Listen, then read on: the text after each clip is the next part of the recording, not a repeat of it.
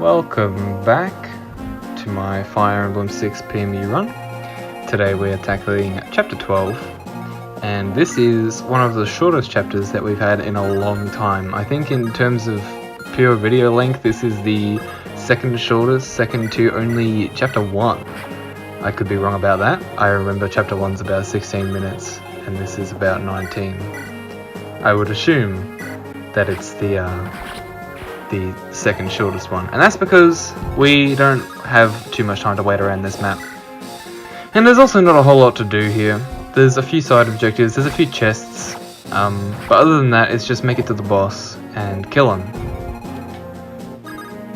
As for the chests, a few of them have dud items. On the left here, one of these two chests has a flux tome in it, which is completely worthless for us, since our only dark mage is going to be joining a whole lot later than this. And on the right, there's an Elysian whip, I believe, a blue gem, a brave bow, and something else. I don't believe we picked up the Elysian whip since we don't need it, and I'm making a point to not pick up unnecessary items from chests to make up for the fact that I bought 5 times as many chest keys as I'll ever need. Level up from Lance here, not stellar. But hey, you can't be a god forever, I suppose.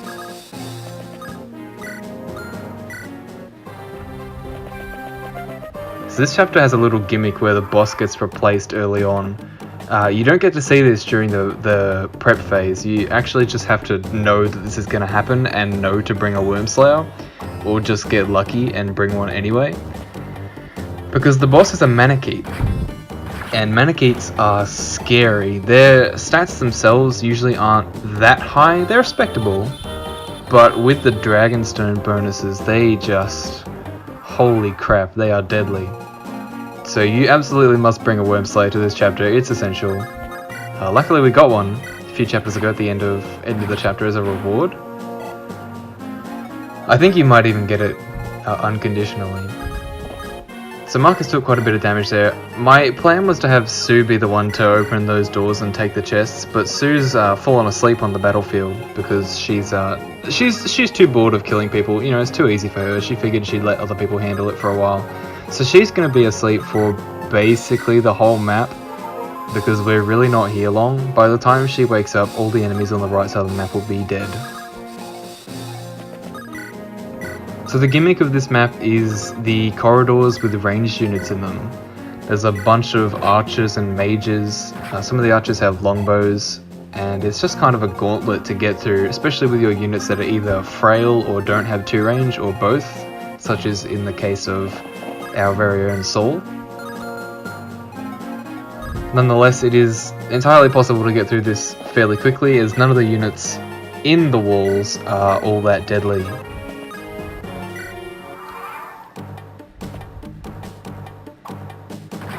There goes one, well done Wolt. So there's actually a recruitable unit on this map that we're not even going to see. His name's Raigh. Level up from Ward here, by the way. HP, that's a very Ward level up, well done. A little bit of a scary situation from Lilina there.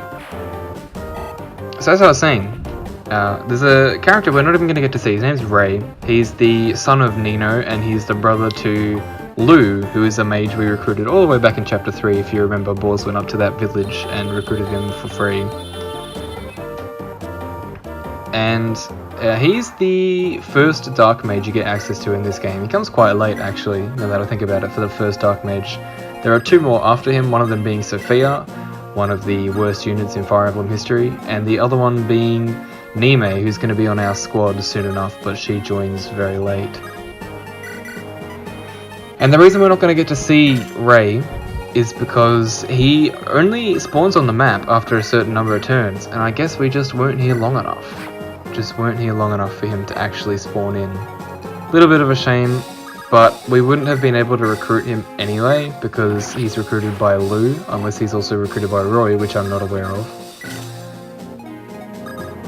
Even if we did recruit him though, that would only be probably like a flux tome or something. Maybe he comes with Nosferatu or something cool, I don't know. But either way, we wouldn't be able to use it until we got Nime, which isn't for a long time. So So we're going to have Roy or Lance go to the left there, pick up the chest, which I've forgotten what it had in it, but it was something nice. Just going to have Saul heal. I can't wait to get a guiding ring on that guy. He's been capped for quite a while and he'll continue to stay capped for a while, but we will get our guiding ring soon. Chapter 14. Here I'm debating over whether or not I'm going to actually leave Rutger in range with a light brand so he can do a bit of damage in enemy phase. I decided to do it because, you know, weapons are for using, weapons are for killing people with, so why not? And this monk is going to use the last of his sleep staff to put Boars to sleep as well. Luckily we have a restore staff on this side of the map and we can wake Boars up, otherwise he would never do anything useful. Not that he typically does, but he would have an even harder time. He wouldn't even get a chance, basically. There we get an Air Caliber Tome. I decided to get that because there are a lot of Wyverns in this game, and Wyverns are deadly. One of the only things Wyverns are weak to is magic because they have poor res, and having a tome that additionally does effective damage to them is pretty cool. Here I have to trade away some weapons from Marcus so that I can get these chests in a timely fashion. I am in no way going to wait for Sue to wake up to get all these chests. I'm just going to take the keys off of her sleeping corpse and get the chests myself. I think she actually wakes up just as we get the last chest that we're going to get, so she contributes a lot.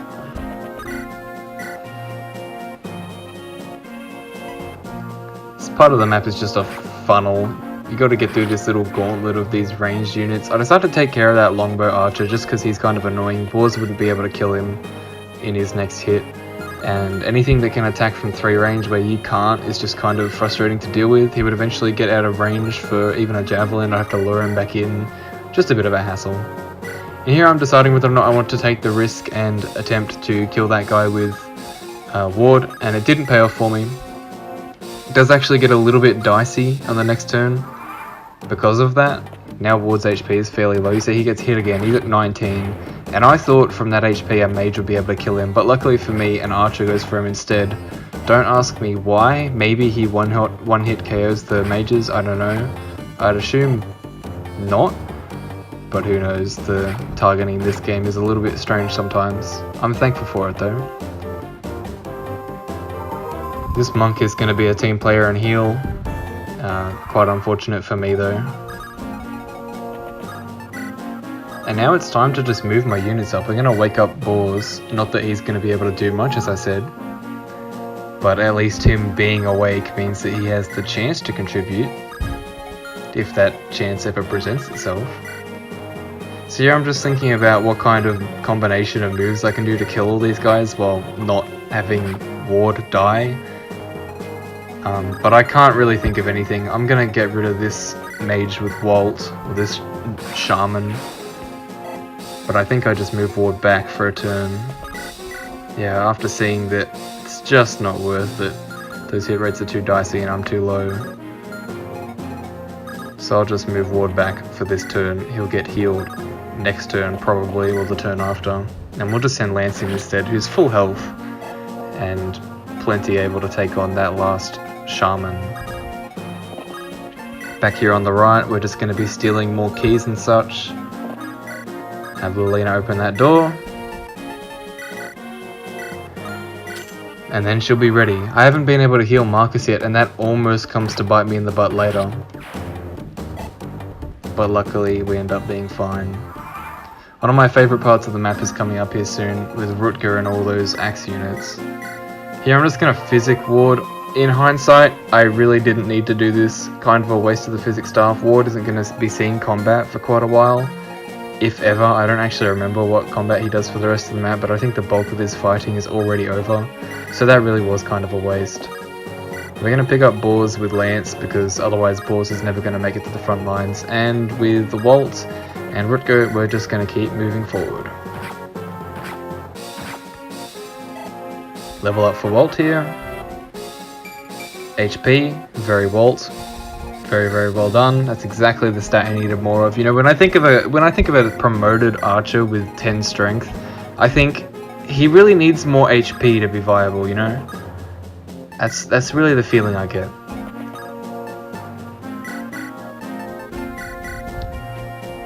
This first chest has a brave bow in it. That's actually going to make our Wolt pretty decent.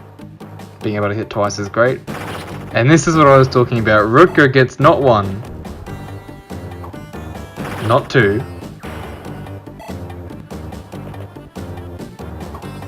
not that guy because he attacks at range, and not this guy either because he has a longbow and he goes for Wolt for some reason. Where this guy goes for Rutger. Not 3, not 4, and a level up. He actually gets 5 crits in a row here. He's going to kill that other fighter with a crit next turn. I was laughing my ass off when this happened in game. Those are some unfortunate fighters right there. And finally Sue is with us. She's woken up from her nap. We're going to ignore that middle chest because it has an Elysium whip, and as I said earlier, I'm not going to be picking up every chest because I think that's a bit of a dog move considering I bought too many chest keys when I said I wouldn't.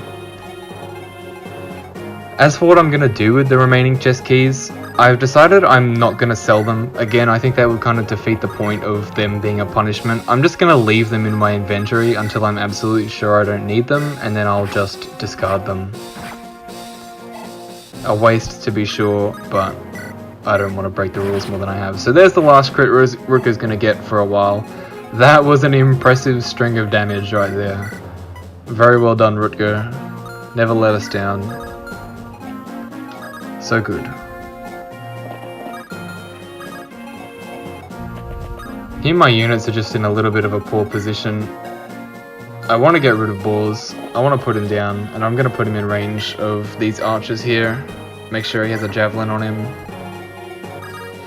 And we're slowly but surely making our way up to the boss.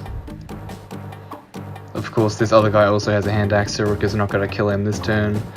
For some reason, the longbow archer really likes Wolt, and the other guy really likes Rutger. But it doesn't matter who they like because they will die soon. Well, maybe not this guy because he just got healed to full health, but you know what I mean. I'm going to send Ward back to deal with this monk because it's free XP and Ward is not someone who easily gets kills with 52% hit rates. It's not much XP, mind you, especially since he's promoted, but hey, you know, easy kills are easy kills and we will take what we can get. So Sue has come in here and just realized that, hey, I don't actually have any more keys. We can't get out the other door. I wasted movement coming in here. There was no point. So she's just going to ride back the other way.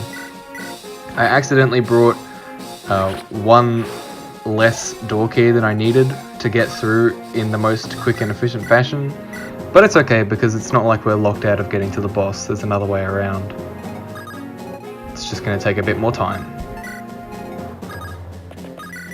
And with everyone else, we're steadily moving up. This archer will die, meaning the last real threat on the map, if you can call it a threat, is a longbow archer. Well, I say that, but he actually is a bit of a threat a little bit later on, which we will see shortly. Because I'm trying to kill him with boars. I'm trying to get something done with boars just to say that he did something this map.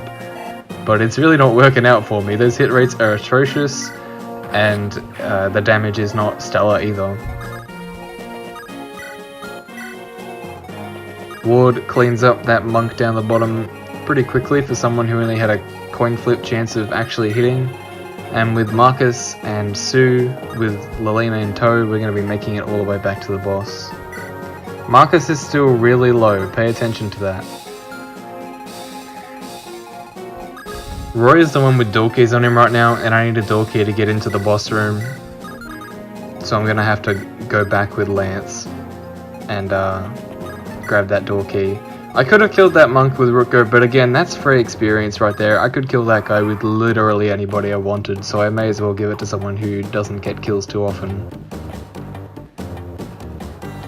And this monk has another sleep staff. Wow, so Rutger's gonna dodge that one. Status staves are probably one of my least favorite things about Fire Emblem. I really don't like playing against them. I feel like there's just not a whole lot you can do. I know you can manipulate them in this game at least, because they tend to target units that are lower in the deployment order. But even so, I just don't find status to be too fun of a mechanic to play around. So we've got our main hard hitters in the boss room now. We're going to carry Sol to the boss room, I think, with Ward. because I don't want him taking unnecessary hits from this archer. That's Borz's job. It's Borz's job to take hits from archers because he doesn't take any damage from it. And here with Marcus, pay attention. I put him in that square in particular because I was like, oh yeah, it's, you know, it's two squares away. He'll be fine. There's no way I'll take damage. Hearing about reinforcements just there. But little did I recognize that guy had a longbow and he almost killed Marcus. Marcus lived by 2 HP. I will never complain about an HP level up on Marcus ever again. I decided to just get this kill with Roy because I can't be bothered getting boars all the way down there. I really just don't want to. And speaking of not doing anything with boars, I'm just going to kill that longbow guy with Sue as well, because I don't want Marcus to die. I actually put him in this pillar and wait for Lilina to heal him, even though I could have just killed this guy with Sue. But what can you do? It's not like Lilina or Marcus were going to be too useful anyway. As for the boss, I was going to kill this monk with someone who needed experience as well, but he's got a sleep staff and that's just kind of annoying. I didn't want to wait around for more turns. And now the victory music will start to play. I plug up those stairs with Wolt because reinforcements can and will come out of them soon. I think like in the next turn there'll be some reinforcements.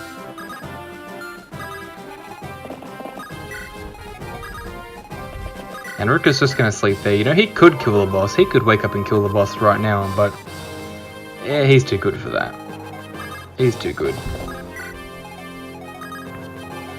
Gonna drop off Saul here. Saul with the restore staff. Gonna make things a bit more easy for us. Don't know why you need a staff to wake someone up. You could probably just smack them with it instead of wasting a use, but you know, I'm sure they have their reasons.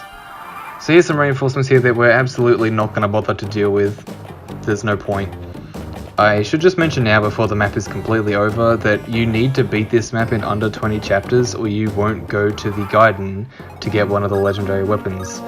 And 20 chapters sounds like a long ass time, and you'd be right, but somehow I actually managed to screw up the requirement for this during my first run because I put my thieves in awkward positions and I just didn't handle them correctly, but I wanted all the chests.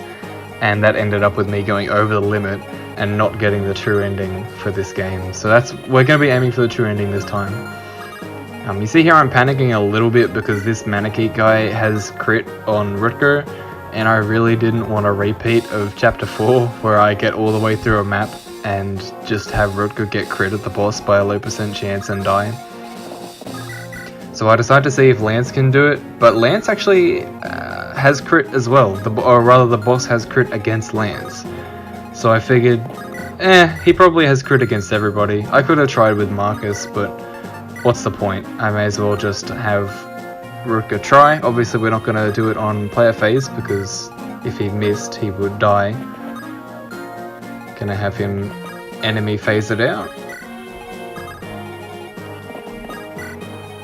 Just moving up all my units because let's have it. I really don't need to. None of them are going to do anything for the rest of the map. Burn. Yeah, nice try. What? And he's dead. And that's it. Level up for Rutger. HP, skill, speed. That's decent. Luck. And that's the chapter. We're going to ignore all of these reinforcements. So that's it. Thanks for watching, and I'll see you next time.